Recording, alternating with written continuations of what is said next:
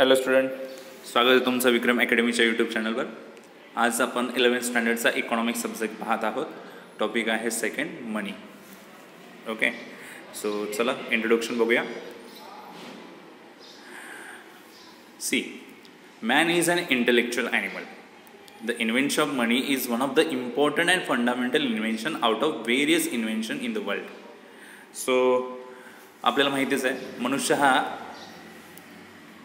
बुद्धिवंत प्राणी आहे, बरोबर. आणि भरपूर जे शोध लावलेले आहेत मानवाने, त्याच्यापैकी पैशाचा शोध हा खूप फंडामेंटल इन्व्हेन्शन बनत आहे, खूप महत्त्वाचं इन्व्हेन्शन बनत आहे. According to Crowther, there is a basic invention in each branch of knowledge. तर क्राउथर यांच्यामध्ये बेसिक इन्व्हेन्शन जे आहे तेच खरं प्रत्येक ब्रांचसाठी नॉलेज बनतं आहे. For example, invention of fire in science, invention of wheels in mechanical science. म्हणजे आगीचा शोध लागला, मग त्याच्यावरून विज्ञानाचा अभ्यास सुरू झाला. चाकांचा शोध लागला, त्याच्यावरून मेकॅनिकल सायन्सचा अभ्यास सुरू झाला. सो असे बेसिक इन्व्हेन्शन प्रत्येक ब्रांचचं नॉलेज बनतात, प्रत्येक शाखेचं नॉलेज बनतात. The concept of money is an important concept which has brought about a revolutionary change. आणि हा जो पैशाचा कन्सेप्ट जो आहे, कन्सेप्ट ऑफ मनी जो आहे, हा खूप इम्पॉर्टंट कन्सेप्ट बनतो. Which has brought about a revolutionary change in the economic life of human being. या पैशामुळेच मानवाच्या आयुष्यामध्ये एक आर्थिक बदल घडून आला, इकॉनॉमिक चेंज दिसून आला. Various goods and services are bought and sold with the help of money. खूप सारे गुड्स, खूप साऱ्या सर्व्हिसेस आपण खरेदी करू शकतो, विकू शकतो पैशाच्या मदतीमुळे. आणि त्याच्यामुळे मानवाच्या गरजा पूर्ण होतात ना. Modern economy is dependent on money. सध्याची इकॉनॉमी ही पैशावरच तर डिपेंड आहे. Money which is in circulation today was created to reduce the difficulties in barter system. तर पैसा हा जो सध्या आपल्याला दिसून येतो किंवा आपण यूज करतो, हा नॉर्मली आपल्याला ज्या डिफिकल्टीज होत्या बार्टर सिस्टममध्ये त्या दूर करायला मदत करतो. बार्टर सिस्टम काय आपण पाहिलेलं आहे आधी. बार्टर सिस्टम, एका वस्तूच्या बदल्यामध्ये दुसरी वस्तू देणं, याला बार्टर सिस्टम म्हणतात. पण त्याच्यामध्ये खूप अडचणी होत्या. या अडचणीमधून आपल्याला एक सोपा मार्ग म्हणून मनीनी हेल्प केलेली आहे. बघा आता प्रॉब्लेम्स काय होते बार्टर सिस्टममध्ये, म्हणजे एका बदल्याच्या वस्तूमध्ये दुसरी वस्तू देणं, याच्यात काही अडचणी होत्या. त्या अडचणी कोणत्या?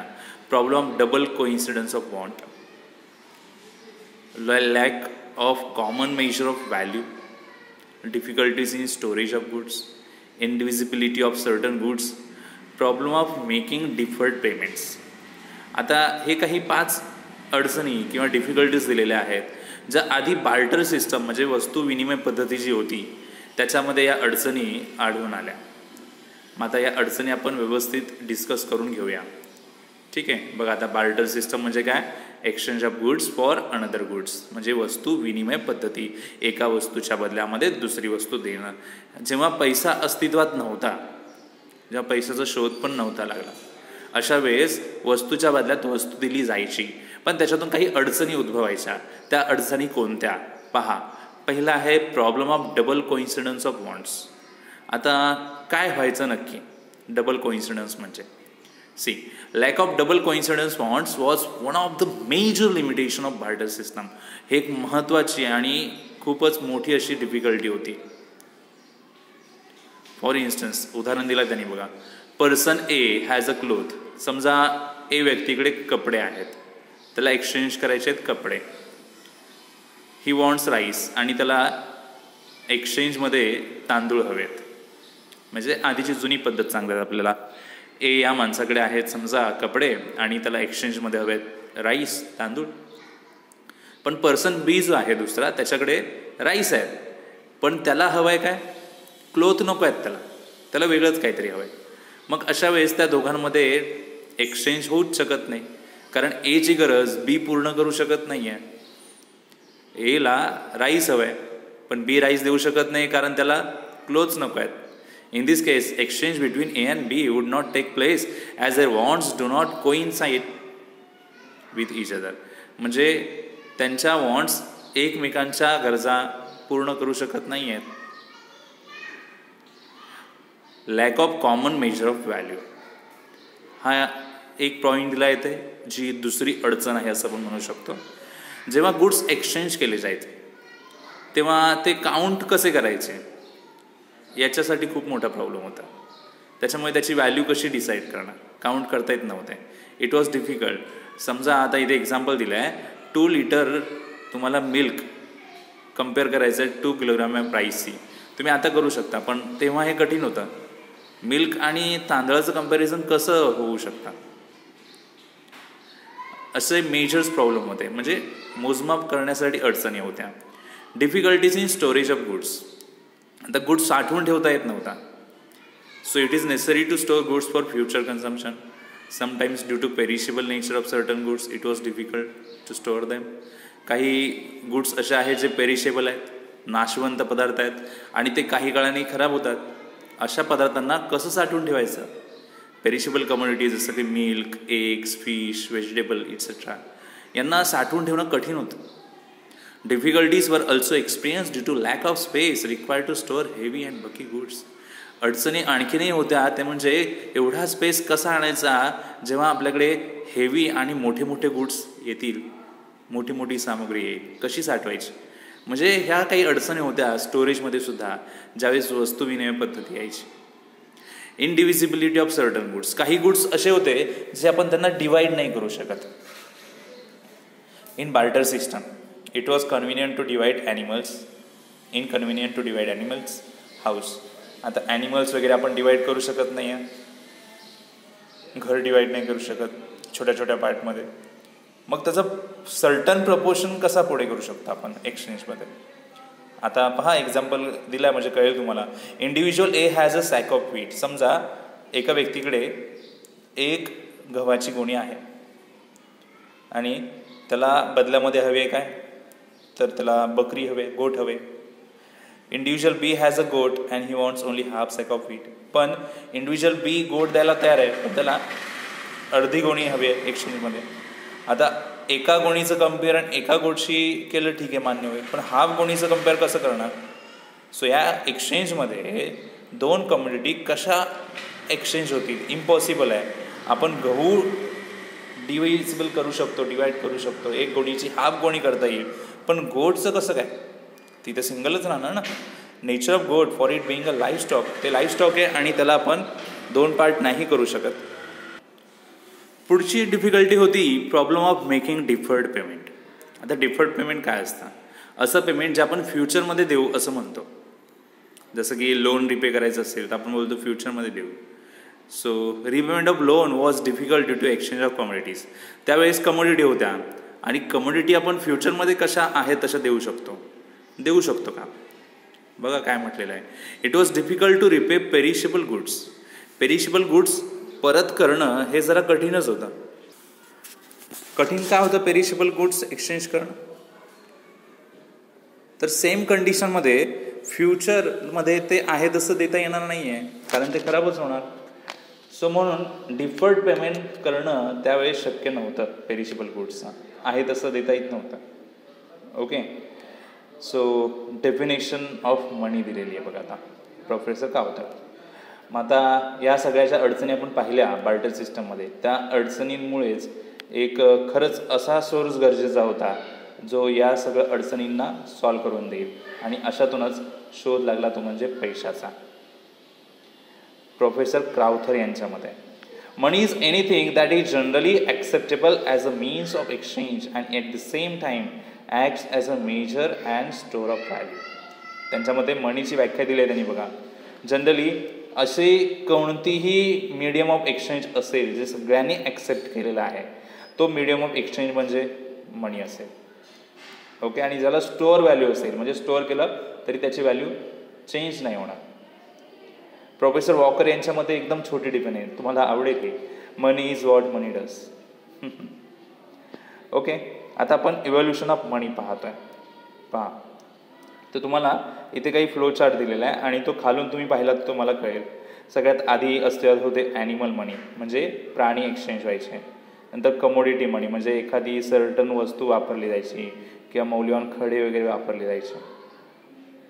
नंतर मेटॅलिक मनी म्हणजे धातूचा कॉईन्स वगैरे किंवा धातूच्या आदल्या बदल्यामध्ये एक्सचेंज करता आला. नंतर धातूचे कॉईन्स बनवले. नंतर पेपर म्हणजे प्रिंट करून कागदावरून एक्सचेंज होऊ लागलं, पेपर मनी म्हटलं जायचं. नंतर क्रेडिट मनी, नंतर प्लॅस्टिक मनी म्हणजे आपण जे कार्ड्स वगैरे आता वापरतो ते येणार.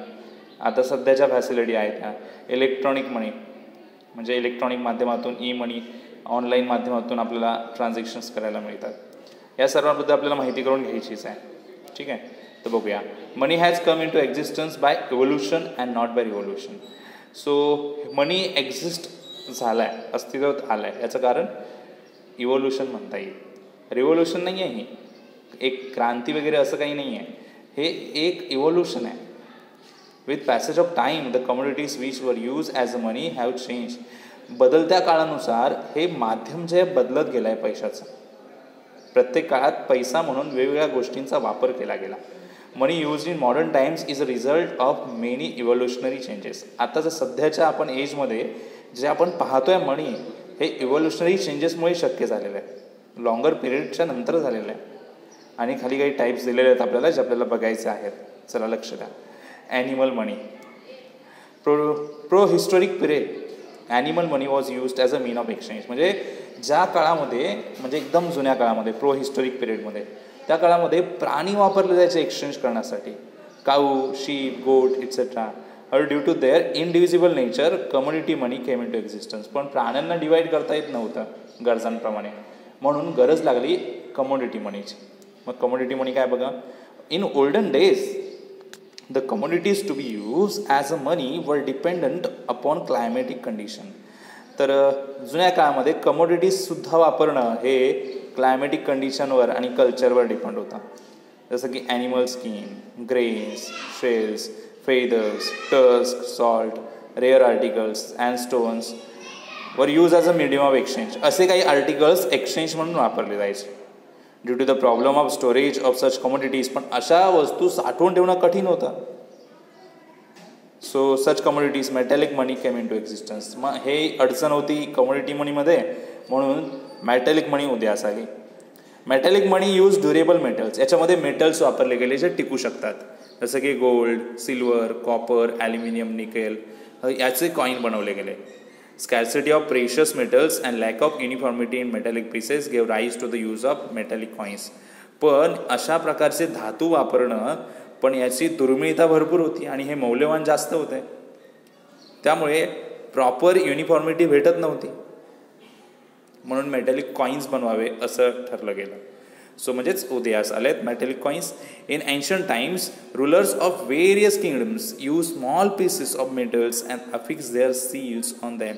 तर प्राचीन काळामध्ये खूप सारे किंगडम्स असे होते, त्यांनी धातूचे कॉईन बनवले आणि स्वतःचा काहीतरी शिक्का त्याच्यावर सील त्यांनी ठेवला आणि मग ते एक्सचेंज करण्यासाठी मीडियम म्हणून आणला गेला. Monetary system was taken over by the government authorities with a view to give uniformity and legal status to metallic coins. नंतर मग हे हळूहळू काळ बदलला, गव्हर्नमेंट अथॉरिटीज आल्या आणि त्यांनी मग युनिफॉर्मिटी आणण्यासाठी लिगल स्टेटस म्हणून मेटॅलिक कॉईन्स अवेलेबल केले. आता कोणकोणते कॉईन्स आहेत बघा. Standard and full bodied coins, okay, and token coins. Full bodied coins are those whose face value is equal to their intrinsic value.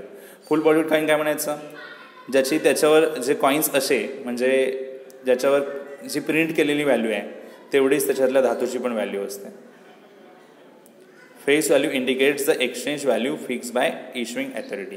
म्हणजे त्याची जी काही व्हॅल्यू असणार तीच त्याच्यावर लिहिलेली असणार, त्याला फुल बॉडीड कॉईन्स म्हणायचं आहे. This coins are made up out of precious metals.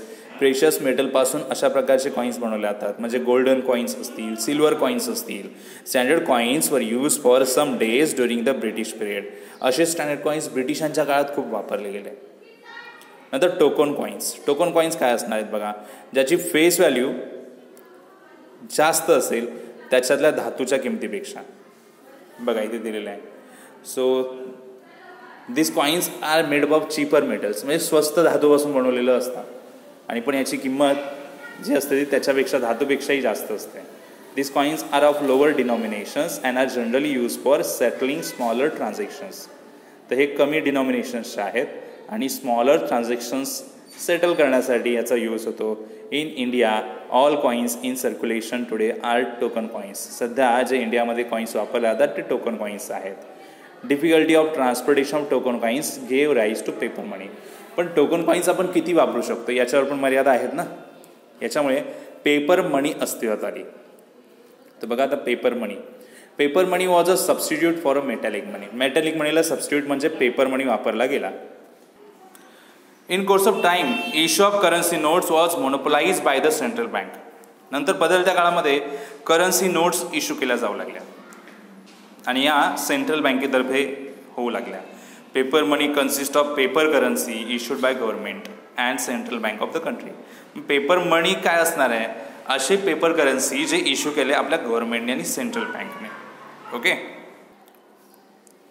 In India 1 rupee note and all coins are issued by the government of India. लक्षात ठेवण्याची गोष्ट आहे, गव्हर्नमेंट ऑफ इंडिया काय इश्यू करतं, 1 रुपी नोट आणि सगळे coins. Currency notes of higher denominations are issued by the central bank. आणि सर्व ज्या हायर डिनॉमिनेशनच्या नोट्स आहेत त्या सेंट्रल बँकेतर्फे म्हणजे रिझर्व्ह बँक ऑफ इंडियातर्फे इश्यू केल्या जातात. Inconvenience in handling and risk of storing paper money gave rise to bank money. मग आता हँडल करणं पेपर मनीला रिस्क आहे स्टोअर करण्यामध्ये, म्हणून पेपर मनीच्या याच्यातून राईज झाला बँक मनी. बँक मनीला क्रेडिट मनी असंही म्हणतात. Bank money refers to deposits which are in the form of cash saved by the people. Bank money म्हणजे बँकेमध्ये लोकांनी पैसे डिपॉझिट केलेले असतात आणि मग हे क्रेडिट मनी म्हणून वापरले जातात. This can be withdrawable and transferable on demand. हे विड्रॉएबल असतात आणि ट्रान्सफरही करता येतात गरजेनुसार. म्हणजे चेकचा वापर करू शकतो, डिमांड ड्राफ्टचा वापर करू शकतो आणि मग ते ट्रान्सफर करू शकतो. म्हणजे ते पेपर मनीची गरज नसते, हे डायरेक्टली ट्रान्सफर होणार. म्हणून याला बँक मनी क्रेडिट मनी असंही म्हणता येतं. ठीक आहे. Credit instruments through which deposits are transferable. मग डिपॉझिट्स अशा पद्धतीने ट्रान्सफर होतं आपल्या बँक अकाउंटमधून. Credit money plays an important role in economic development. म्हणून क्रेडिट मनी जो आहे त्याचा खूप महत्त्वाचा रोल होतो सध्याच्या इकॉनॉमिक डेव्हलपमेंटमध्ये. On the background of global economy cashless transaction gain importance thereby giving rise to plastic money. आणि आता सध्या ग्लोबल इकॉनॉमी मोठी होती आहे, कॅशलेस ट्रान्झॅक्शन्स होत आहेत, म्हणून याच्यातूनच इम्पॉर्टन्स वाढलं गेलं आहे ते म्हणजे प्लॅस्टिक मनीचा. प्लॅस्टिक मनी काय आहे? Plastic money is easy to use in transaction due to advance technology. Advance टेक्नॉलॉजीमुळे हे प्लॅस्टिक मनी वापरणं खूपच इझी होऊन बसलं आहे. जसं की डेबिट कार्ड्स, क्रेडिट कार्ड्स हे तुमचे प्लॅस्टिक फॉर्ममध्ये असणारं मनी आहे. हे प्लॅस्टिक आहे ना, सो म्हणून याच्यामार्फत जो पैसा यूज होतो त्याला प्लॅस्टिक मनी म्हटलेला आहे. Further innovations in smart transactions led to the introduction of electronic money. आता इलेक्ट्रॉनिक मनी काय? ई मनी. इलेक्ट्रॉनिक मनी म्हणजे ई मनी ज्याला मॉनिटरी व्हॅल्यू आहे, which is stored and transfer electronically through a variety of means. म्हणजे mobile फोनच्या माध्यमातून, टॅबलेट्स असतात, laptop असतात, कम्प्युटरच्या माध्यमातून तुम्ही इंटरनेटचा वापर करून पैसे ट्रान्सफर करणार आहात, ते ई मनीमध्ये येणार. It is back by the central bank and electronic money is use in for purchase and transaction globally. So खूप सारे ट्रान्झॅक्शन्स करण्यासाठी, परचेस करण्यासाठी या प्रकारचा ई मनी यूज होतो इलेक्ट्रॉनिक फॉर्ममध्ये. Digital wallets are also form. Digital वॉलेट्ससुद्धा बनवले गेले आहेत इलेक्ट्रॉनिक मनीचे. तुम्ही बघू शकता फोनपे, गुगल पे तुम्ही ऐकलं असेल. सो हे डिजिटल वॉलेट्स झाले. ओके. तो यांच्या माध्यमातून ई मनी ट्रान्सफर केलं जातं. तर हे काही टाईप्स दिले आहेत मनीचे. ठीक आहे. सो आजच्या व्हिडिओमध्ये आपण खूप सारे कन्सेप्ट पाहिलेले आहेतच. तुम्हाला समजले की नाही तुम्ही मला नक्कीच सांगू शकता कमेंट सेक्शनमध्ये. व्हिडिओ आवडला असेल तर लाईक आणि शेअर नक्कीच करा. चॅनल सबस्क्राईब केला नसेल तर सबस्क्राईब तुम्ही करू शकता. असंच भेटूया आपण पुढच्या व्हिडिओमध्ये. तोपर्यंत गुड बाय, टेक केअर.